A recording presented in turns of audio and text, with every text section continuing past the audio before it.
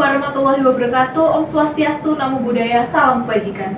Halo Sobat Apple, selamat datang di channel Sema Akbar MSMS Television. Pada podcast hari ini kita akan membahas tentang bincang ringan seputar kampus. Mari kita sambut Ibu Apoteker Fami Ardianti, Magister Farmasi, dan Bapak Eros Widioko, Magister Pendidikan.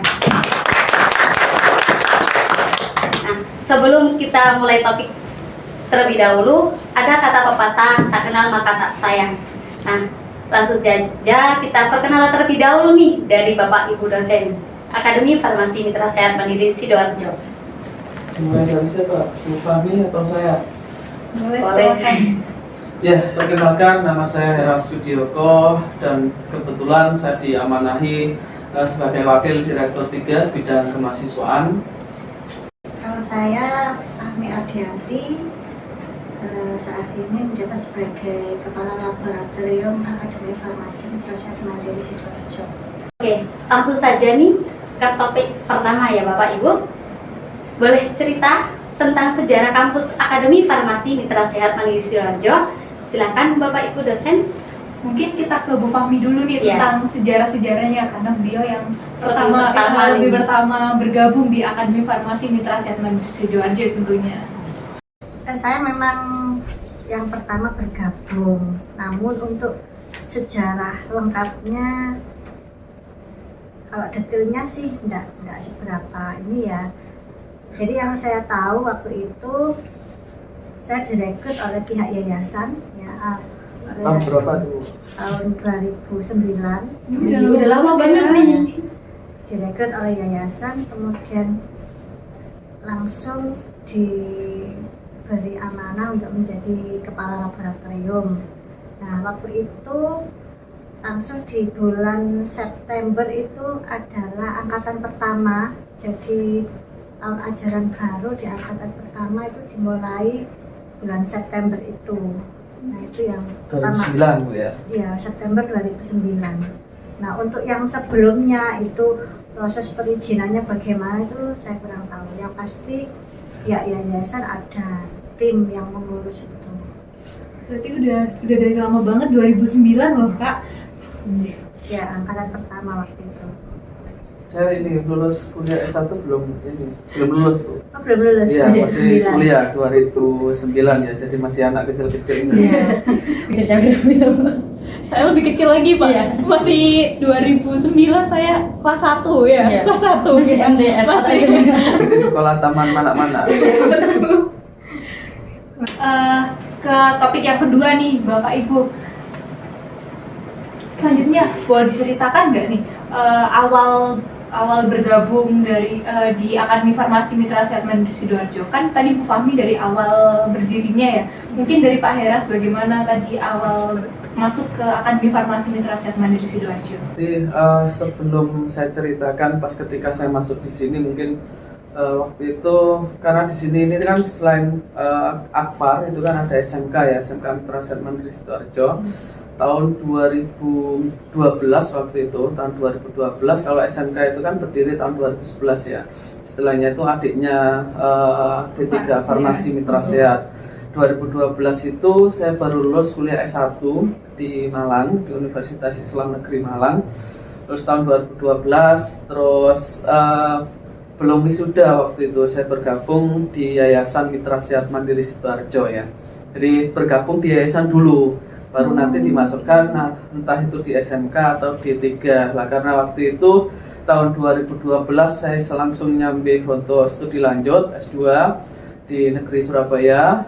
Nah 2012 itu saya sudah mulai masuk bergabung di Yayasan Mitra Sehat. Nah kalau di D3 Farmasi itu baru mulai ngajar itu tahun 2013.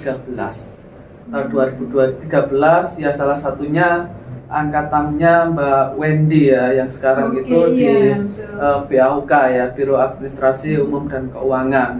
Baru tahun 2016 ya, baru 2016 itu saya sering diajak teman-teman D3 Farmasi untuk ikut kegiatan. Salah satunya waktu itu saya ingat betul pertama kali kunjungan industri Bu Fahmi ya, tahun 2016 itu di Bali kalau nggak salah ya, di Bali Bali, tahun keren banget nih. 2016 di Bali. Baru setelahnya tahun 2017 itu kunjungan industri ke Bandung. Aduh. Ya ke Bandung lah, mulai 2016 2017 itulah saya sudah mulai banyak diamanahi dan bergabung dan mungkin pegang beberapa kegiatan ya. Waktu itu di tahun 2016 kebetulan kita dapat hibah Tracer Study. Jadi Tracer Study itu adalah pelacakan alumni. Nah, baru tahun 2016 itulah saya mulai sering diajak teman-teman Akbar Mitra Sehat seperti itu. Salah satunya yang paling saya segani itu ya Bu Fahmi, karena memang suhunya suhu yang paling ngerti Akbar Mitra Sehat. Terus bidadari dosen itu kan Bu Fahmi waktu itu ya. Iya, karena perempuannya enggak ada waktu itu. Paling cantik sendiri Ya, teman-teman. perempuan itu yang cowok itu kan Pak Ismu, Pak Gofur, Pak Andri. Ya, yang perempuan dosennya itu yang sering stay itu ya Cuma saya. Bu Fahmi ya. Ada Eva Untung sama waktu itu enggak dibikin rebutan ya, karena sudah punya istri masing-masing. Flower. Ya itu sih Mbak dulu waktu itu, sampai sekarang dan alhamdulillah masih bisa gabung di Akbar Mitra Sehat ini. Dan saya kira yang paling penting kalau bagi saya itu adalah kenyamanan ya, karena waktu itu mungkin kalau perjalanan dulu pernah saya ceritakan ke teman-teman semua itu, ketika lulus pun saya sempat ngajar di salah satu kampus swasta di Malang waktu itu, sambil ngajar di sini waktu itu. Berarti riwariwi ya Pak? Iya, riwariwi, karena memang Krian Malang, saya dulu Krian Malang. ketika saya pengen lulus S2 itu pengennya adalah kerjanya atau ngajarnya itu di Malang, karena ya dengan kondisi tertentu dan teman kenangan di Malang itu luar biasa sehingga saya pengen kembali ke sana waktu itu. Tapi ya karena kenyamanan tempat kerja akhirnya saya tetap stay sampai hari ini di Akbar Mitra Sehat. Selain itu juga ngajar juga waktu itu. Jadi, tahun 2016 itu Bu Fahmi selain ngajar di sini karena waktu itu di Akbar Mitra Sehat itu enggak setiap hari masuk saya. Waktu itu ada pilihan masih 3 hari Bu saya, karena ada kegiatan di luar ngajar di Universitas Terbuka sampai tahun 2021. Sebetulnya sampai sekarang karena SK-nya itu masih berlaku per hari ini. Cuman kan kalau di UT Universitas Terbuka itu salah satu kampus negeri ya, itu ngajarnya di hari Sabtu dan Minggu. Sebetulnya enggak masalah sih, cuman ya karena capek ya akhirnya ya tetap stay di Akbar Mitra Sehat. Gitu. Kampus negeri ya, itu ngajarnya di hari Sabtu dan Minggu. Sebetulnya enggak masalah sih, cuman ya karena capek ya akhirnya ya tetap stay di Akbar Mitra Sehat. Keren banget nih. Nah, kan ini udah cerita ini sejarah sama masuknya Bapak Ibu dosen. Nah, Dan Bu Fahmi tadi sudah masuknya dulu gimana Bu? iya Bu. Sudah. Direkrut ya? Rekrut langsung. Iya, direkrut langsung. Apa kunci langsung yang lain. Kontrak eksklusif. Tapi ini saya sama Bu Fahmi itu tidak ada ikatan keluarga yayasan Bu ya? Ada? Bu Fahmi ada enggak? Ikatan keluarga yayasan. Iya, maksudnya itu entah itu ponakannya, persaudaranya enggak ada ya? Tidak ada. Pak Andri pun juga sama, Di direktur luar. kita itu Di luar. bukan Orang lain. ya orang lain, bukan keluarga Yayasan Mitra Sehat. Mungkin biasanya kalau teman-teman ngerti itu pimpinan terutama ya di struktural, apalagi yang jangka waktunya cukup lama, itu kan biasanya itu tidak jauh dari keluarga Yayasan, biasanya lah itu. Iya. Tapi kalau saya, Bu Fahmi, Pak Andri, Pak Gofur, Tidak ada hubungan keluarga. ya tidak ada hubungan keluarga sama yayasan. Jadi orang lain, orang luar. Ya beruntung kita itu dipercaya sampai detik ini gitu ya. Lalu, apakah ada tantangan selama panjenengan ada di kampus ini? Kalau tantangan mungkin lebih banyak di Fahmi mungkin ya, karena 14 tahun ya. 14 tahun dari 2009 Itu kalau sekolah itu SD lulus. Lulus SD. Kalau saya tantangannya itu waktu itu gini, jadi masih angkatan pertama langsung pas raih akreditasi. Jadi angkatan pertama baru kuliah, mereka masih semester 1, pihak yayasan ingin mengajukan akreditasi dengan harapan supaya begitu angkatan 1 ini lulus, ijazahnya Sudah terakreditasi. Nah, waktu itu kita semua benar-benar minim pengalaman, ya minim pengalaman apa itu borang, belum ngerti bagaimana cara mengerjakan, belum ngerti. Kemudian selain akreditasi itu ini HPPM, penelitian, pengabdian itu belum jalan. Jadi benar-benar ibaratnya itu seperti bayi baru lahir procot itu ya, terus terus merangkak, terus kerantanan seperti itu. Mulai dari awal.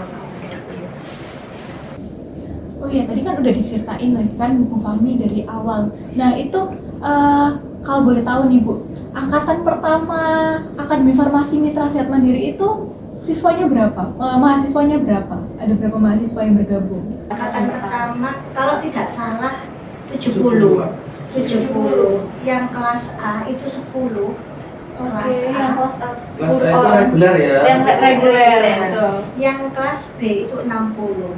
Nah, yang program khususnya ada kelas 60. B itu didominasi oleh PNS dari Pemkot Surabaya, kemudian Pemda Sidoarjo sama Gresik.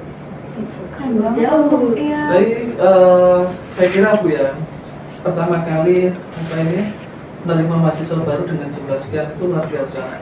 Betul, luar biasa. Karena waktu itu mungkin pengenalan ya, pengenalan mitra sehat. Mungkin kalau secara jumlah, secara dikenal itu mungkin kita susah untuk menyampaikan informasi, apalagi kuliahnya itu D3 Farmasi seperti itu. Salah satunya Mas Olip. Oh iya, Mas Olip itu laboran kita ya. Itu adalah alumni angkatan pertama. Dia masuk di kelas A. Kelas A karena dari SMA ya. betul. Dari SMA. Jadi masuk di kelas reguler gitu. Oh iya, ini mungkin ada nggak perbedaan dari mahasiswa yang awal-awal atau yang lalu dengan mahasiswa, karakternya sama mahasiswa yang sekarang ini mungkin ada perbedaan atau bagaimana gitu Bu? Ada dan sangat berbeda. Boleh diceritakan? Oke. Kalau yang zaman dulu itu ya angkatan pertama itu untuk yang kelas B itu ya nggak angkatan pertama aja sih, angkatan pertama, kedua, ketiga itu. Sampai yang mungkin Ibu lulus tahun 2018 sepertinya. Iya. Yang lulus 2018. Itu kebanyakan lansia. Kalau Secara jadi umum. Lebih dewasa. Jadi mereka sudah senior dalam arti usianya sudah sepuh-sepuh gitu, tapi justru yang sepuh-sepuh ini semangat belajarnya itu sangat tinggi gitu ya, dimana mereka juga seorang PNS, seorang ibu rumah tangga, seorang istri, seorang ibu dari anak-anak, bahkan ada yang sudah punya cucu. Keren banget itu, semangat untuk belajarnya itu sangat tinggi. Itu angkatan pertama banyak Pak, ada namanya Bu Ismi. Nggak, maksudnya yang punya cucu tadi? Yang punya cucu tuh dari Pemkot Surabaya. Pemkot Surabaya. Kalian yang masih muda-muda jangan mau kalah patah semangatnya sama bapak ibu yang udah senior. Jadi kerahkan lagi semangatnya, harus itu. Dan yang lucu itu kalau pas UTS UAS itu karena kita waktu itu personelnya masih sedikit ya, cuma berapa gelintir gitu. Pak Direktur itu Pak Andri ikut jaga ujian. Bapak direkturnya ikut jaga. Bapak direktur ujian jaga. Itu mereka sangat ketakutan. Padahal Pak Andri orangnya baik ya, baik. Jaga ya biasa jaga. Mereka tuh ada yang punya penyakit jantung. Pasti duduk dijaga ujian, dijagain sama dijagain sama Pak Direktur. Dan UTS apa UAS saya lupa, yang jaga Pak Direktur gitu. Terus ada lucu lagi, seiring berjalannya waktu ini, kalau nggak salah angkatannya Bu Baiti itu, nah itu hamil besar, praktikum steril apa praktikum teknologi tablet. Pak Tekvar. Dewi, iya. Jadi tengah-tengah praktikum itu pembukaan. Wih, pasti sekelas panik sih.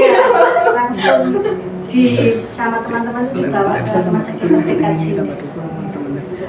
Pasti nggak cuma teman-teman Nah, tapi yang sekarang, ngajar juga panik ya Bu ya. Pasti. Secara usia lebih muda-muda. Nah, tapi walaupun itu jangan kalah semangatnya dengan yang justru yang patah semangat ya teman-teman. yang sepuh-sepuh itu pada saat mengerjakan KT itu hasilnya bagus-bagus. Berarti yang muda harus lebih bagus lagi. Tahun 2018 itu angkatan yang lulus tahun 2018 itu kebanyakan memang secara umur itu lebih ya. Tapi ternyata pas ketika pemberian penghargaan lulusan terbaik 3 orang itu dari kelas yang memang secara umur dia ini sudah 40 ke atas, 50 ke atas mungkin bahkan. Keren banget. Saya ingat namanya itu Bu Nawang, terus Bu Retno, terus satunya itu yang dari mana ini Bu? Dari Pasuruan. Dari Pasuruan, saya lupa namanya. 3 orang itu. 3 orang itu. Padahal kelas lain itu yang muda juga ada waktu itu yang lulus kelas A mungkin ya. Tapi ternyata yang lulus dengan lulusan terbaik itu ya secara umurnya lumayan kan gitu. Nah ini patut kita ini teman-teman harus tahu bahwa ya mau tidak mau kita harus jangan sampai kalah yang seperti itu gitu. Karena kemarin itu sempat saya itu supervisi ke salah satu lahan PKL itu dia bilang, Pak, mahasiswanya yang muda-muda ini kok berbeda dengan mahasiswa yang sudah secara umur itu ini banyak kan gitu. Apa Pak perbedaannya? Justru kalau yang sudah kerja yang dulu-dulu itu Pak, dia ini tepat waktu, yang disiplin dan cepat malahan tanggap mengerjakannya. Nah yang muda ini malah, ya mohon maaf, secara attitude itu malah justru kurang kan gitu lah. Ini ada salah satu PR untuk tantangan kita semua bagi teman-teman yang mungkin ya yang sekarang lihat video ini itu jangan sampai kalah, karena saya yakin nanti ketika teman-teman akan masuk ke dunia kerja, selain pinter justru karakter itulah yang akan dicari. Ya, kalau teman-teman mungkin ya Mbak Revi sama Mbak Bisbah itu pernah nggak lihat lowongan kerja dibutuhkan IPK sekian, itu jarang. Misalkan cerdas ketika mata kuliah A dan seterusnya. Tapi apa? Yang memiliki kejujuran, keuletan, ya kan, loyal, bisa bekerja dengan tim, ya dan bertanggung jawab. Nah itu mungkin bisa jadi di kalian tidak memikirkan bahwa karakter itu ternyata Penting, sangat penting. penting. Nah makanya teman-teman yang masih muda khususnya, terutama yang belum bekerja, itu poin penting teman-teman. Ya jadi jangan sampai disepelekan seperti itu. Ya baik-baik ya teman-teman. Dan Etika itu penting gitu. Dan nilainya bagus, pas misalkan mata kuliah farmasetika nilai sekian, enggak, coba dicek lowongan pekerjaan itu yang paling bawah itu. Misal D3 farmasi kita dibutuhkan, D3 farmasi punya STR itu kan secara umum ya. Tapi secara khusus dia menyiratkan bahwa di poin ke-4, 5 bukan lagi masalah ini nilai, melainkan adalah kepribadian. Bertanggung jawab, loyalitas, mampu bekerja dengan tim, ya kan? Itu yang mungkin bisa jadi teman-teman perlu yang diasah itu, gitu. Harapan besar apa sih Pak untuk kampus ini? Mungkin bisa dari Bapak Ers terlebih dahulu. Ya, Mitra Sehat, Akfar Mitra Sehat ya. Kemarin kita melaksanakan Disnatalis yang ke berapa 14 ya? Iya 14. Sudah 14 tahun. Istilahnya kalau sekolah itu sudah lulus SD ya yang mau. Tapi bagi saya itu hanya angka ya. Hanya angka. Yang paling penting itu adalah kita tetap terus berkarya. Yang terus berkarya, jangan sampai berhenti, karena saya yakin tantangan ke depan perguruan tinggi itu semakin lama semakin semakin sengit ya. Artinya itu bisa jadi mungkin di kampus lain membuat sesuatu gebrakan, ide dan seterusnya, yang mau tidak mau kita harus juga menyesuaikan dengan kondisi. Salah satunya melalui teknologi, melalui persiapan persiapan mahasiswa yang nantinya ketika lulus bisa berdaya saing, berkompeten, dan lain sebagainya. Dan secara institusi, insya Allah kalau Akbar Mitra Sehat Mandiri Sidoarjo ini dengan berbagai prestasi, baik itu mahasiswa, prestasi akademiknya, prestasi kampusnya ini luar biasa ternyata kalau di tingkat nasional ya. Pak Andri ini pengurus pusat Asosiasi Pendidikan Diploma Farmasi Indonesia mengibarkan bendera sampai ke pusat, benderanya bendera Akbar Mitra Sehat Mandiri. Keren banget. Untuk Ibu. Kalau saya harapannya Akbar Mitra Sehat Mandiri ini terus berkembang ya, terus berkembang dalam berbagai bidang ya, tidak hanya di prestasi lomba-lomba ya, dan tetap bisa bersaing terutama di kalangan ini kampus-kampus farmasi, sama menghasilkan tenaga teknis kefarmasian yang berkompeten. Oke, kalau boleh tahu nih Bapak atau Ibu, prospek kerja dari D3 Farmasi itu kemana aja nih nanti setelah kita lulus? Bu Fahmi mungkin yang dari praktisi, dari dosen kita itu kan selain akademisi kan juga praktisi ya. Prospeknya justru sangat luas ya, dibandingkan tenaga kesehatan yang lain. Kalau menurut saya, kalau tenaga kesehatan itu hanya yang lainnya itu hanya mungkin jasa ya, tapi kalau di farmasi itu tidak hanya selain jasa ya. Nah, orang mungkin tahunya farmasi itu hanya kerja di apotek dan rumah sakit ya, tapi ternyata peluangnya sangat besar ya, selain apotek, rumah sakit, klinik, industri. Nah, industri pun macam-macam yang banyak membutuhkan tenaga farmasi.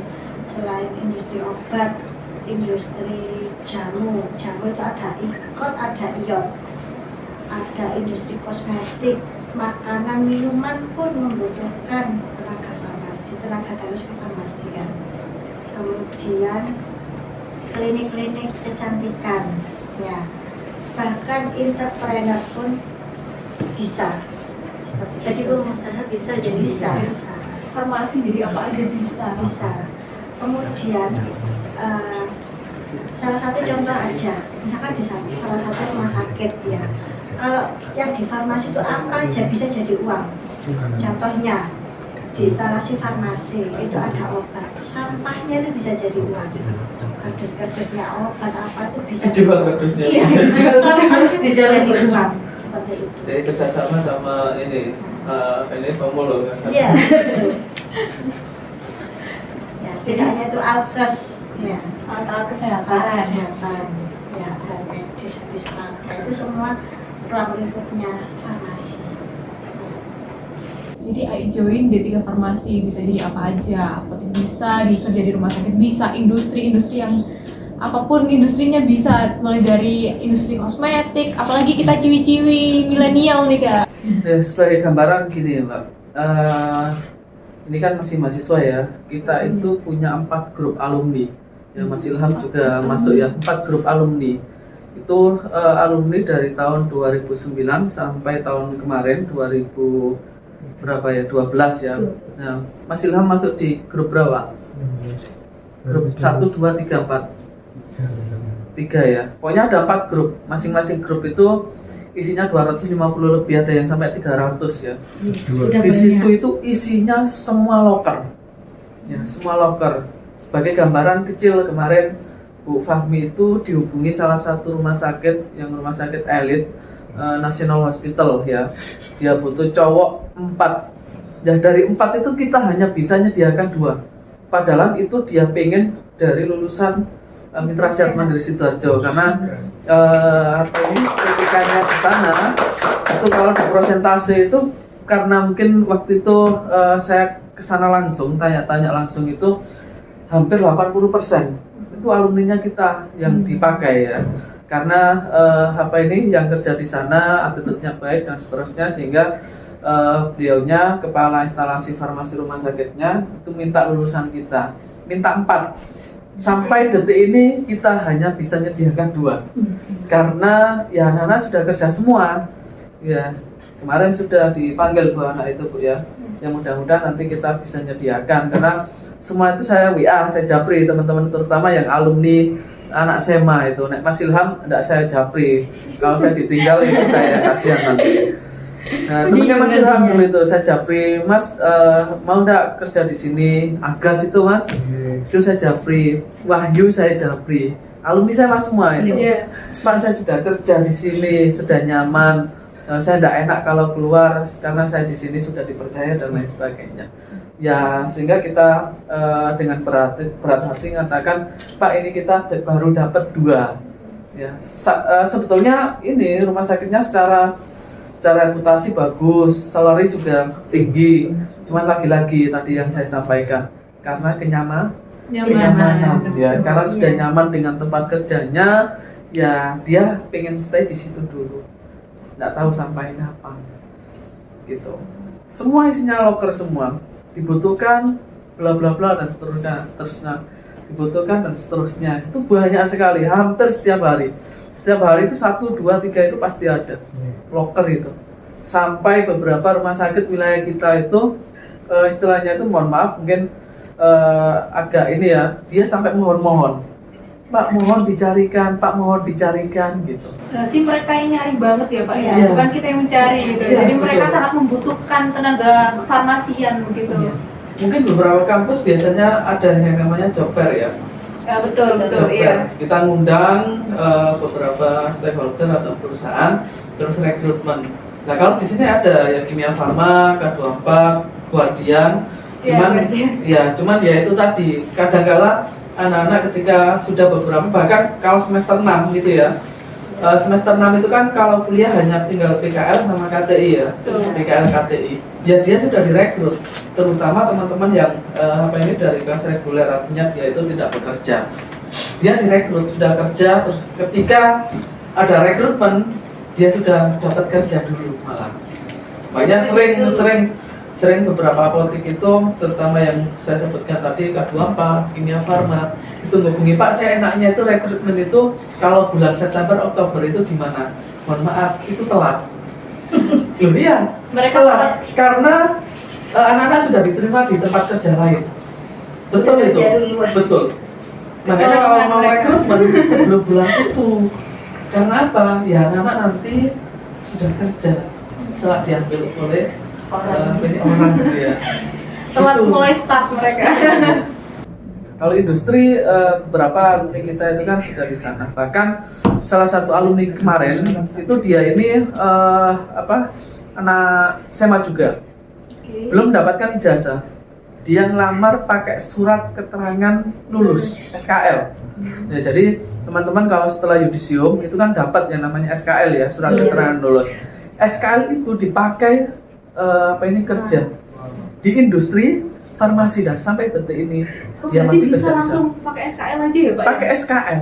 Keren banget Baru sih. nanti kalau lulus silakan dilampirkan ijazahnya. Daripada nanti kamu di tempat kerja lain sudah diterima saya tidak dapat. Sampai segitunya. Ya, industri farmasi dia. Sampai segitunya memburu TTK gitu. Dan itu sebelumnya dia kerja di K24. Dan di K24 itu dia tidak pakai SKL dan tidak pakai ijazah ya. Hanya pakai apa? KHS semester 5 yang dipakai. Karena semester 6 itu belum keluar, KHS semester 6 itu belum keluar. Kan tinggal PKL sama KTI. Nah dia direkrut di apotek K24. Pakai KHS semester 5 yang dipakai. Harapannya nanti kalau lulus ya teruskan ini nanti karena kamu sudah selesai kontrak. Gitu. Tinggal meneruskan untuk ijazah terus ngurus STR, SIPTTK itu ya. SIPTTK baru nanti kerja selanjutnya. Tinggal nanti penyesuaian gaji karena dia ketika dia lulus masih pakai KHS itu kan belum dihitung sebagai lulusan D3 waktu itu. Ya mahasiswa aja, mahasiswa D3. Bahkan sebelum lulus udah dapat kontrak eksklusif. Keren banget nih. Dikontrak terlebih Sebegitunya, dahulu. iya, sebegitunya Akfar dipercaya oleh stakeholder ada Kimia Farma, K24, bahkan sampai Guardian. Itu masih yang apotek aja, belum yang Pabrik, industri. industri Iya, gitu ya. betul. Belum yang industri. Jangankan ini ya, Mitra Sehat itu kan punya rumah sakit ya. Iya. Kita punya Dia rumah bilang sakit sendiri, betul. dia bilang sendiri. Kita ini kita punya Akfar, gudangnya lulusan D3 Farmasi, tapi kita tidak pernah dapat bagian. bagian Lulusan udah diserap. Udah diambil mungkin sama. karena gajinya kurang tinggi ya. Enggak ya. Tapi apa namanya, seharusnya kalau kita rekomendasikan bisa. Cuman ya lagi-lagi teman-teman mungkin masih di tempat lain, sudah diterima di tempat lain, meskipun lulusan sana itu juga banyak alumni kita, tapi pas ketika dia nyari itu ya sama yang dialami dengan rumah sakit atau apotek lain, yaitu kesulitan dalam hal istilahnya tuh sekali, biasanya kan kalau misalkan lowongan satu kan biasanya dibutuhkan banyak ya. Iya. Dia enggak, misalkan lowongan 3 yang butuh masih yang dicari itu masih susah gitu, saking banyaknya kan gitu. Mungkin kalau di perusahaan lain gitu ya, jurusan A dia lowongannya dua farmasi, tapi yang daftar sampai 10-15, sehingga dia proses selektifnya cepat ya. Tapi kalau di rumah sakit kalau nyari DTK, D3 itu harus butuh waktu lumayan panjang dulu, karena dia butuh cari seleksi dan seterusnya. Dibuka sekarang belum tentu ada yang langsung daftar, mungkin baru besok. Itu yang kita alami kebetulan. Nah, saya kan di bagian alumni ya, mahasiswa dan alumni. Dan Bu Fahmi ini yang sering dihubungi juga di beberapa rumah sakit, karena sejarahnya Akfar itu kan kalau Bu Fahmi lebih awal, jadi stakeholder itu sudah kenal sama Bu Fahmi gitu. Apalagi kalau industri farmasi ya. Kayak partner sendiri kayaknya. Iya, udah partner, udah kayak keluarga gitu.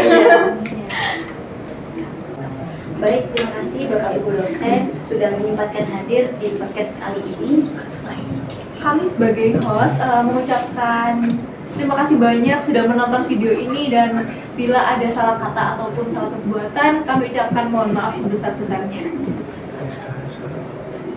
Dan buat sahabat-sahabat The Purple, jangan lupa like, comment, and subscribe. See you, bye-bye. Dadah. Oh,